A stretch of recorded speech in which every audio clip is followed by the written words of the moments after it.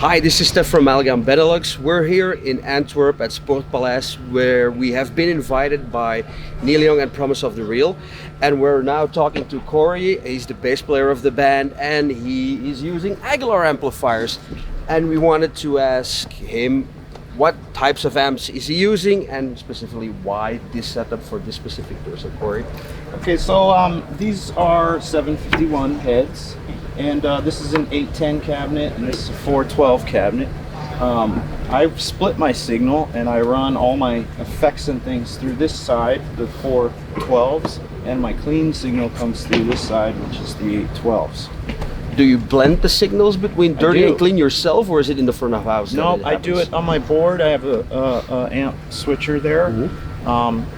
That particular amp switcher also has a polarity switch if I have any problems with what's the term? Phase shifting. Phase shifting. Okay. Sorry, I just woke up from a nap, so I'm a little out. Yeah, so I do it manually. Mm-hmm. Is there a difference between this setup that you use with Neil Young and any other setup that you may use with Lucas or just standard Promise of the Real gigs? Yeah, Promise of the Real, it's a little smaller setup, similar 2 amps, but I'm running a AG 700 for my clean in a 410 cabinet. And then the tone hammer, well actually now I have the 700. Mm-hmm. The new one. The new one, running through a 212. And is there a reason why you use the AG 700 and Tone Hammer 700? Because in this setup you use the reason why amps? The reason why I initially did that is just to save space. Mm-hmm. I could put those both in one rack, case and be done. And we're putting all the gear under the bus, so this is too much. But now that we're playing bigger places with Lucas, I'm finding that I'm going to need these for sure.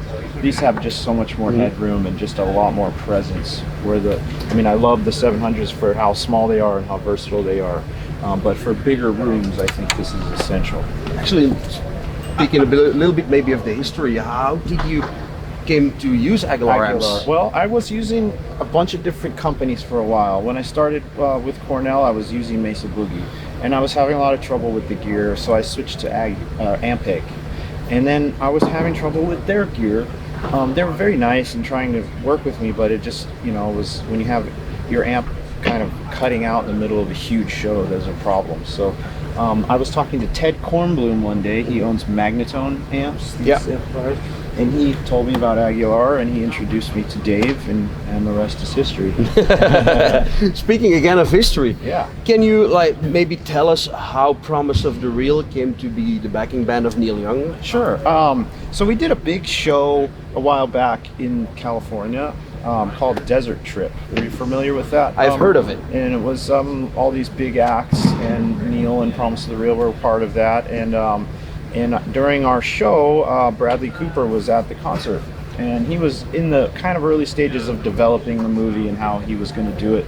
And he saw Lucas on stage, and he thought, that's what I want my character to be like. So he hired Lucas initially just to be a consultant for him to learn how to look and be like a rock guy, guitar player. And then it started to develop where Lucas started writing with Gaga, and then he brought us in, and we ended up doing the movie.